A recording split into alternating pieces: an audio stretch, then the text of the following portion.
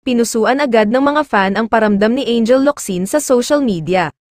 Matagal nang walang paramdam si Angel sa showbiz at madalas na throwback photos ang pino-post niya sa kanyang official Facebook account. Nitong Lunes ay nag-share si Angel ng pictures niya na nakasuot ng pantalon at pulang blouse. Nakasmile ang aktres at tila nasa isang pasyalan. Hindi malinaw kung mga bagong litrato niya ang pinost ni Angel, gayunpaman ay natuwa ang mga fan niya dahil maganda pa rin ang aktres kahit chubby. Happy Monday, Team Angel PH, ang mixing caption ni Angel. Narito ang comment ng mga followers niya, "You're back and still very beautiful. Napakaganda ng idol ko, simple walang makeup, sobrang ganda. Ang ganda pa rin, siya beautiful sizes, ganda mas baby face ngayon."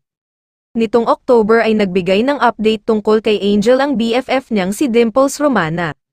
Ani Dimples, ini-enjoy ni Angel ang married life niya. Tahimik ang buhay niya, ang saya-saya ko para sa kanya, say ni Dimples.